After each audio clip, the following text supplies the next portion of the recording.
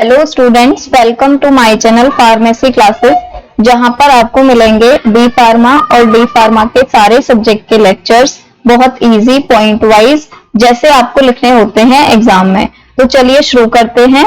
जो आज का हमारा टॉपिक है वो है बी फार्मा 6th सेमेस्टर के बायोटेक्नोलॉजी के फर्स्ट यूनिट का फर्स्ट ही टॉपिक, जिसके अंदर हम पढ़ेंगे बायोटेक्नोलॉजी का इंट्रोडक्शन, इसके ब्रांचेस और इसकी एप्लीकेशंस। तो चलिए शुरू करते हैं।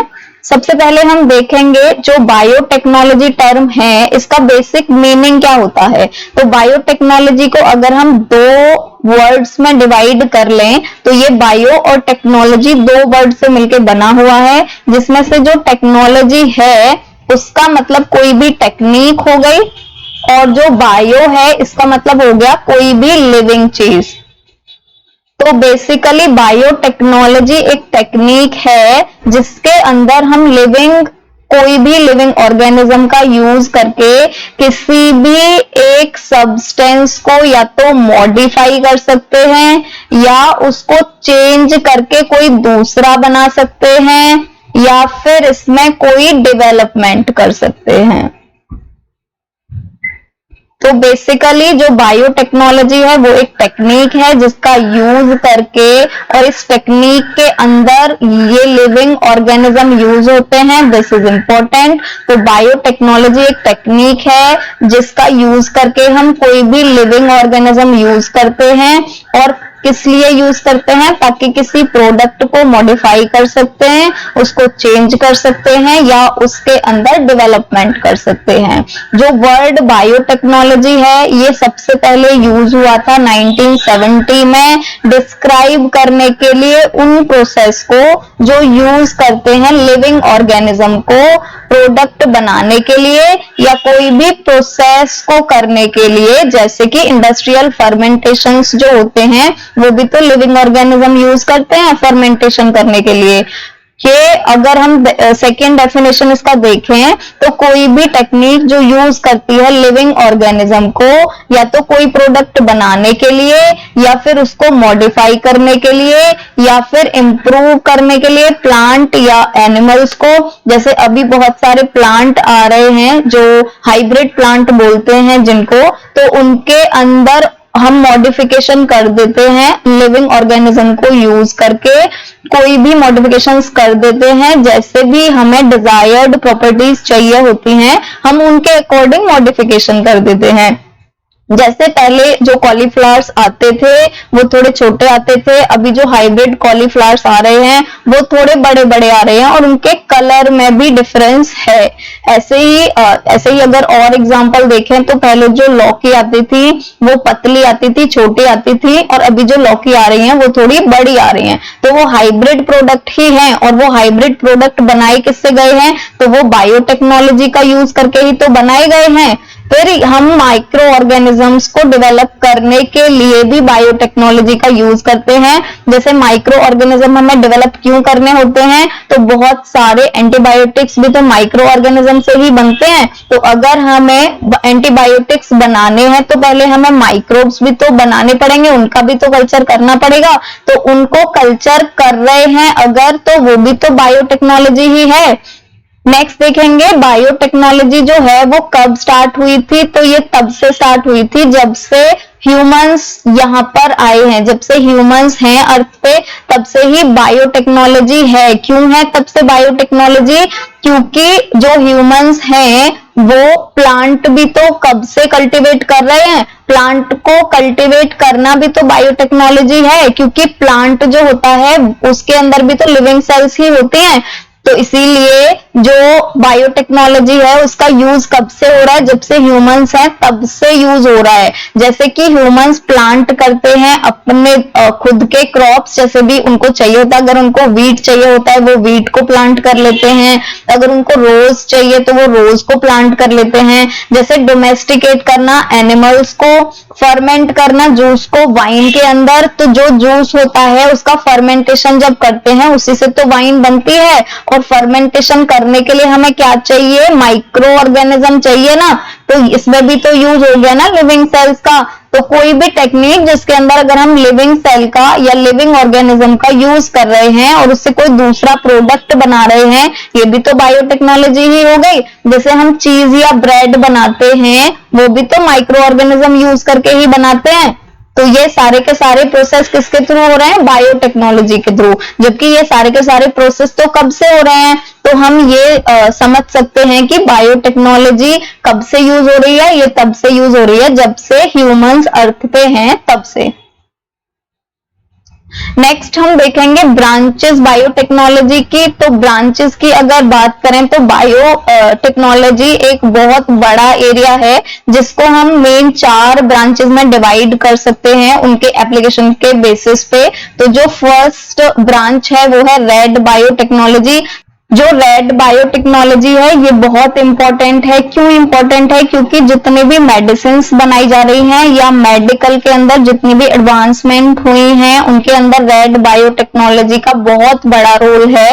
रेड बायोटेक्नोलॉजी के अंदर बेसिकली मेडिसिन और मेडिकल से रिलेटेड जितनी भी चीजें हैं वो आती हैं। जैसे कि रेड बायोटेक्नोलॉजी जो होती है ये यूटिलाइज करती है ऑर्गेनिज्म को प्रोडक्शन करने के लिए नोवल ड्रग्स का। जैसे हमने पढ़ा हुआ है कि जो पेनिसिलिन है वो पेनिसिलियम नोटेटम और पेनिसिलियम क्राइसोजेनम से बनता है। तो जब हम इन दोनों माइक्रोब्स को यूज करके पेनिसिलिन बनवा रहे हैं इनसे, ये भी तो बायोटेक्नोलॉजी ही है और ये किसके अंदर आएगा, रेड बायोटेक्नोलॉजी के अंदर आएगा। या फिर जो स्टेम सेल्स होते हैं हम उनको इनकॉर्पोरेट कर देते हैं इंजर्ड टिश्यूज को रिप्लेस करके। जैसे यहाँ पर चोट अगर लगी है और यहाँ के टिश्यूज बेकार हो गए हैं, ये बिल्कुल इंजर्ड हो गए हैं, तो हम ये वाले टिश्यूज को यहाँ से हटा देते हैं और यहाँ पे नए टिश्यूज लगा देते हैं। नए टिश्यूज का मतलब यहाँ पर स्टेम सेल लगा देते हैं। और ये जो स्टेम सेल हैं जो जिनको हमने यहाँ पर लगाया है, ये स्टेम सेल फिर डिवाइड करके प्रोलिफरेशन करके ये यहाँ पर नया टिश्यू बना देंगी। जैसे जो प्लास्टिक सर्जरी होता है उसके अंदर भी तो यही होता है, जो इंजर्ड टिश्यू होते हैं या जो भी पार्ट हटवाना होता है उसको हटा देते हैं और वहां पर स्टेम सेल को इनकॉर्पोरेट करा देते हैं। फिर ये स्टेम सेल दोबारा से डिवाइड करती है, प्रोलिफरेशन करती है और वहां पर नया टिश्यू बन जाता है। इसको हम मेडिकल बायोटेक्नोलॉजी भी बोलते हैं। अगर एग्जांपल की बात करें तो जैसे प्रोडक्शन होता है पेनिसिलिन का पेनिसिलियम नोटेटम से, ये भी रेड बायोटेक्नोलॉजी के अंदर आएगा, मेडिसिन बन रही है। सेकंड है स्ट्रेप्टोमाइसिन का प्रोडक्शन स्ट्रेप्टोमाइसियस ग्रीसियस से, तो ये भी एंटीबायोटिक का प्रोडक्शन है, ये भी मेडिसिन का प्रोडक्शन है, मतलब ये भी रेड बायोटेक्नोलॉजी के अंदर आएगा।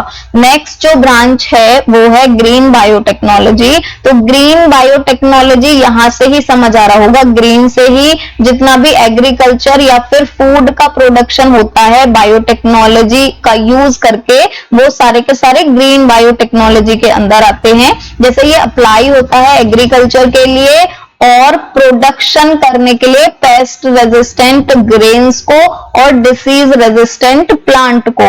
तो यहाँ पर क्या करते हैं, एक बार हम थोड़ा थोड़ा सा यहाँ पर देख लेते हैं। जैसे एक प्लांट है कॉटन, और कॉटन के अंदर हमको कॉटन को बनाना है पेस्ट रेजिस्टेंट। तो हम क्या करते हैं, जो कॉटन का डीएनए है, इस डीएनए के अंदर हमें एक जीन को इंट्रोड्यूस कराना है। ये जीन कैसा है, ये जीन जो है ये एक प्रोटीन बनाता है और ये प्रोटीन होती है पेस्ट रेजिस्टेंट, मतलब जितने भी पेस्ट होते हैं उनको किल कर देती है। तो हमें क्या करना है, इस जीन को उठा के इस डीएनए के अंदर इनकॉर्पोरेट कर देना है। जो भी कॉटन के सीड में डीएनए है उस डीएनए के अंदर इस जीन को इनकॉर्पोरेट कर देंगे और फिर हम ये जो सेल था इस सेल को का टिश्यू कल्चर करेंगे और टिश्यू कल्चर करने के बाद में हमें क्या मिल जाएगा, एक प्लांट मिल जाएगा। और अब जो ये प्लांट बनेगा तो इसके अंदर ये जीन भी होगा, इसके सारे के सारे सेल्स के अंदर डीएनए होगा, मतलब सेल के अंदर न्यूक्लियस होगा, न्यूक्लियस के अंदर डीएनए होगा और डीएनए के अंदर क्या होगा, ये वाला जीन होगा। तो ये जीन जो है जब भी ये प्लांट ग्रोथ करेगा तो जो जीन जब भी प्रोटीन सिंथेसिस होगी तो ये जीन कौन सा वाला प्रोटीन बनाएगा, पेस्ट रेजिस्टेंट प्रोटीन बनाएगा। और जब ये प्लांट के अंदर प्रोटीन बन जाएगा और जब भी इसको कोई भी इंसेक्ट अटैक करेगा आएगा इसके ऊपर या कोई भी पेस्ट अटैक करेगा तो ये उसको किल कर देगा। तो ऐसे बनते हैं पेस्ट रेजिस्टेंट प्लांट। जैसे कि पेस्ट रेजिस्टेंट कॉटन और मेज बनाए गए हैं किसको यूज करके, बेसिलस थ्योरीजिएंसिस माइक्रो ऑर्गेनिज्म को यूज करके। और क्योंकि इनके अंदर बेसिलस थ्योरीजिएंसिस का यूज होता है इसीलिए हम इनको बीटी क्रॉप्स बोलते हैं। बी मतलब बेसिलस और टी मतलब थ्योरीजिएंसिस। नेक्स्ट देखते हैं प्रोडक्शन अगर हमें करना होता है लीफ रस्ट डिसीज का। ये जो लीफ रस्ट डिसीज है ये मोस्टली होती है वीट के प्लांट में, जो हम यहाँ पर देख रहे हैं ये वीट का लीफ है और इसके अंदर ये डिसीज हो गई है। अगर हमें इस डिसीज को बचाने के लिए हम क्या करते हैं, इस डिसीज को प्रिवेंट करने के लिए या इस डिसीज का ट्रीटमेंट करने के लिए जो भी प्रोटीन रिस्पॉन्सिबल होता है वो प्रोटीन किसी जीन से ही बनता होगा ना, तो हम उस जीन को इंसर्ट करा देते हैं वीट के डीएनए के अंदर। और जब भी वीट का प्लांट बनता है तो जीन वही सेम प्रोटीन बना देता है जो इस डिसीज को होने ही नहीं देगा। तो ऐसे हम बनाते हैं डिसीज रेजिस्टेंट प्लांट। जो लीफ रस्ट डिसीज है वीट के अंदर ये होती है पोकीनिया ट्रिटिसिना के वजह से। नेक्स्ट पढ़ते हैं ब्लू बायोटेक्नोलॉजी। तो ये भी नाम से ही पता चल रहा होगा जितने भी मैरीन के अंदर या फिर सी के अंदर बायोटेक्नोलॉजी यूज करते हैं वो सारे के सारे ब्लू बायोटेक्नोलॉजी के अंदर आते हैं। ब्लू बायोटेक्नोलॉजी का इतना ट्रेंड नहीं है, ये अभी इतना ज्यादा यूज नहीं होती है। और इसके अंदर हम कौन से वाले प्रोसेस को इन्वॉल्व करते हैं, जो मैरीन और एक्वेटिक एनवायरनमेंट को इम्प्रूव करते हैं, हम वो वाले टेक्निक्स यहाँ पर यूज करते हैं। जैसे कि हम यहाँ पर यूज कर सकते हैं कोई भी बायोटेक्नोलॉजी प्रोसेस जो कि यहाँ पे जैसे इतने सारे यहाँ पर ऑर्गेनिज्म हैं, जब इनका डिसइंटीग्रेशन होगा ये मर जाएंगे, किल हो जाएंगे किसी भी वजह से। यहाँ पर जितने भी प्लांट होते हैं मैरीन के अंदर जब वो किल हो जाएंगे तो क्या होगा, उनके अंदर डिसइंटीग्रेशन होगा। और जब डिसइंटीग्रेशन होगा तो वहां से टॉक्सिक केमिकल्स भी रिलीज होंगे ना, टॉक्सिक या नॉक्सियस केमिकल्स भी रिलीज होंगे ना। तो हम क्या करते हैं, यहाँ पर कुछ ऐसा बायोटेक्नोलॉजी प्रोसेस करते हैं, बायोटेक्नोलॉजी प्रोसेस के थ्रू या फिर कुछ ऐसे केमिकल्स बनाते हैं कि जब हम यहाँ पर उन केमिकल्स को या उन सब्सटेंस को यहाँ पर ऐड कर देंगे तो ये जो टॉक्सिक मटेरियल बन रहे थे ये सारे के सारे न्यूट्रलाइज हो जाएंगे। और इससे हमें फायदा क्या होगा, क्योंकि टॉक्सिसिटी की वजह से यहाँ पर जितने भी ऑर्गेनिज्म हैं वो भी तो किल हो सकते हैं, तो बायोडाइवर्सिटी भी लॉस हो सकती है।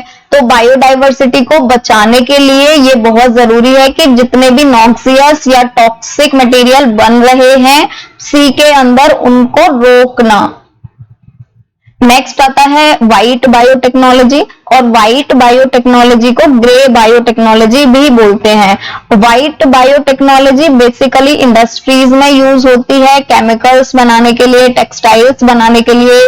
मतलब हम ये याद रख सकते हैं कि जो व्हाइट बायोटेक्नोलॉजी है वो basically industries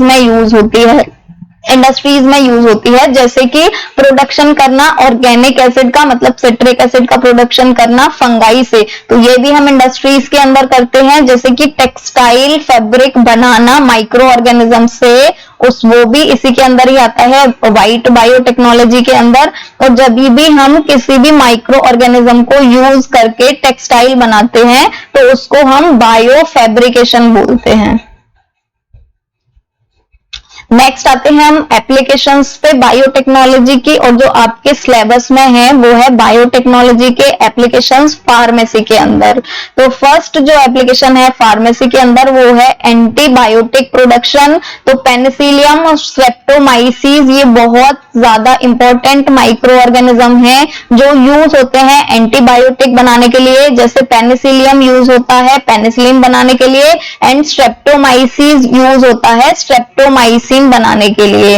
genetically efficient strain भी बनाते हैं हम पेनिसिलियम के और स्ट्रेप्टोमाइसिस के, और ये स्ट्रेन क्यों बनाते हैं, जिसकी वजह से ये ज्यादा प्रोडक्शन कर सकें पेनिसिलिन का एंड स्ट्रेप्टोमाइसिन का।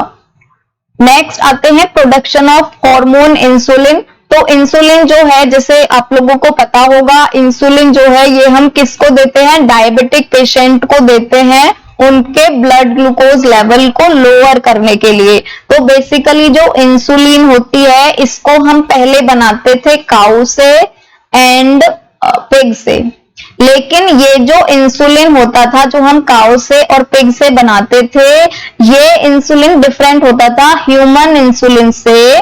तो क्योंकि ये डिफरेंट होता है ह्यूमन इंसुलिन से, एलर्जी हो जाती थी जब वो यूज करते थे काऊ या पिग से बना हुआ इंसुलिन।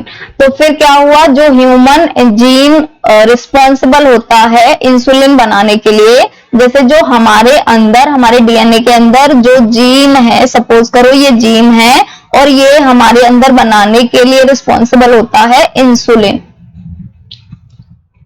तो ये जो जीन है, इस जीन को हमने इंट्रोड्यूस करा दिया माइक्रो ऑर्गेनिज्म के अंदर, और फिर क्योंकि इस माइक्रो ऑर्गेनिज्म के अंदर ये जीन है, तो जब भी ये माइक्रो ऑर्गेनिज्म ग्रोथ करेगा तो ये अल्टीमेटली क्या बनाएगा, इंसुलिन बनाएगा। और क्योंकि ये जो इंसुलिन बना है ये किस जीन से बना है, ये ह्यूमन के जीन से बना है। बनाया तो माइक्रो ऑर्गेनिज्म ने है और ये बना किससे है, ह्यूमन जीन से बना है। तो इसीलिए ये वाला जो इंसुलिन है जो माइक्रो ऑर्गेनिज्म ने बनाया है, ये एकदम सेम होगा जैसे ह्यूमन इंसुलिन होता है, ये ह्यूमन इंसुलिन के जैसे ही होगा। तो ये जो इंसुलिन होता है ये, इसके कोई भी एलर्जिक इफेक्ट्स नहीं होते हैं, ये कोई एलर्जी कॉज नहीं करता है क्योंकि ये ह्यूमन इंसुलिन जैसा ही होता है। तो अभी जो मार्केट में इंसुलिन आ रहे हैं वो ये वाले ही इंसुलिन आ रहे हैं जो बनते हैं माइक्रो ऑर्गेनिज्म को यूज करके, जिनको ह्यूमुलिन भी बोलते हैं।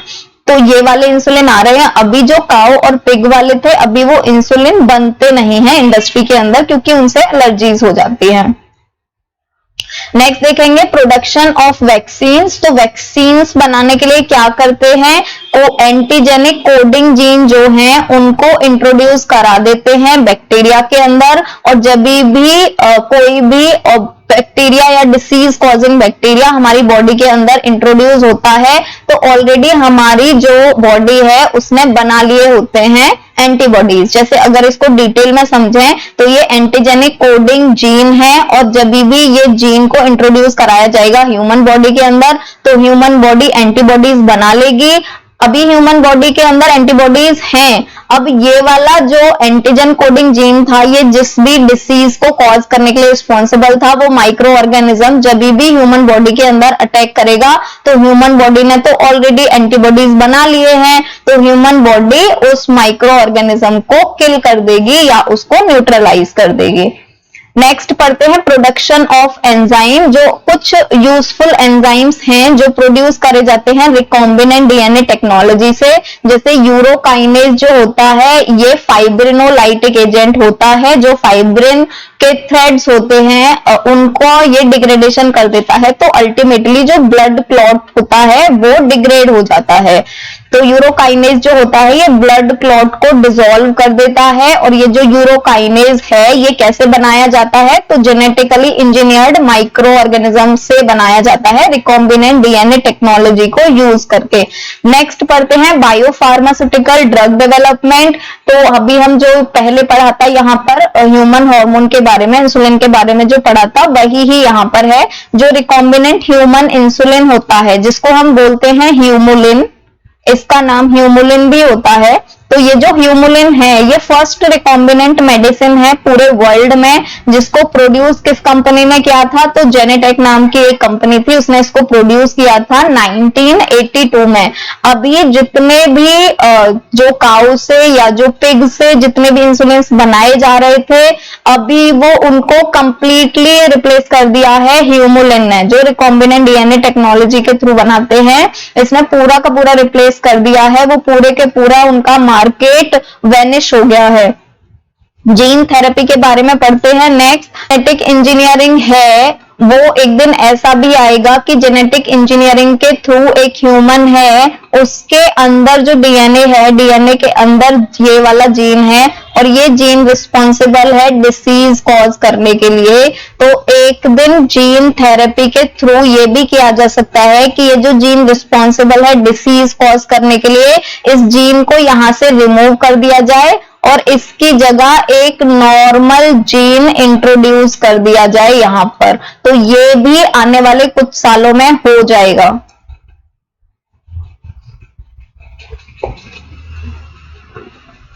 नेक्स्ट आते हैं डायग्नोसिस ऑफ डिसीज पे। तो अभी जो बायोटेक्नोलॉजी है वो डायग्नोसिस करने के लिए भी यूज करी जाती है। जैसे हम बायोटेक्नोलॉजी को यूज करके प्रोब्स बना लेते हैं, और ये जो प्रोब्स हैं ये ही यूज होते हैं डायग्नोसिस करने के लिए। जैसे ये प्रोब्स बना लिए और जो भी पेशेंट का ब्लड है उसको इसके अंदर, इन प्रोब्स के अंदर जैसे ही ब्लड के 1-2 ड्रॉप्स डालेंगे तो ये जो प्रोब्स हैं वो डिटेक्ट कर लेंगे कि पेशेंट को कौन सा डिसीज है। नेक्स्ट आते हैं टेक्निकल एंजाइम पे। तो टेक्निकल एंजाइम जैसे प्रोटीएज, लाइपेज, सेल्यूलेज, अमाइलेज, ये सारे के सारे एंजाइम्स बनाए जाते हैं बायोटेक्नोलॉजी के थ्रू, और ये यूज होते हैं फूड, टेक्सटाइल और फार्मास्यूटिकल्स में। नेक्स्ट आते हैं ग्रीन बायोटेक्नोलॉजी। ग्रीन बायोटेक्नोलॉजी मतलब बायोटेक्नोलॉजी का यूज करके इम्प्रूव्ड एग्रीकल्चर करना, इम्प्रूव्ड एग्रीकल्चर प्रोसेस करना। तो यहाँ पर हम बायोटेक्नोलॉजी का यूज करके एग्रीकल्चर और फूड प्रोडक्शन में इम्प्रूवमेंट कर लेते हैं। नेक्स्ट आता है novel and functional food and nutraceutical. तो सबसे पहले देखते हैं फंक्शनल फूड क्या होते हैं। फंक्शनल फूड वो फूड होते हैं जिनके अंदर एडिशनल कुछ थेरापेटिक वैल्यू भी होती है। जैसे कि इसका बेस्ट एग्जांपल है सॉल्ट। सॉल्ट जो है वो फूड है, पर इसके अंदर अभी आयोडीन भी ऐड कर देते हैं इस सॉल्ट के अंदर। तो ये आयोडीन मिक्स्ड वाला जो सॉल्ट है ये क्या बन गया, फंक्शनल फूड, क्योंकि एक एडिशनल फंक्शन करने के लिए हमने एक एडिशनल चीज ऐड कर दी है। जबकि जो न्यूट्रास्यूटिकल होते हैं ये फूड होते हैं, पर इनके कोई ना कोई थेरापेटिक वैल्यू होती है। जैसे टोमेटो होता है, टोमेटो फूड है पर उसके अंदर विटामिन ए भी होता है जो कि प्रोवाइड करता है या बेटर करता है विजन को। तो इसीलिए टोमेटो न्यूट्रास्यूटिकल है, और जबकि जो ये है आयोडीन वाला नमक है वो फंक्शनल फूड है। जैसे और अगर एग्जांपल दें फंक्शनल फूड के, तो जो राइस होते हैं, राइस के अंदर एडिशनल बीटा कैरोटीन और ऐड होता है। जैसे जो राइस है इसके प्लांट के अंदर बीटा कैरोटीन को प्रोड्यूस करने वाले जीन्स को ऐड कर देते हैं। तो जो राइस का प्लांट है उसके अंदर राइस वाली तो सारी चीजें हैं ही, साथ में वो बीटा कैरोटीन और बना लेता है अपने अंदर। तो ये एडिशनल चीज ऐड हो गई ना, तो इसीलिए इसको बोलते हैं फंक्शनल फूड।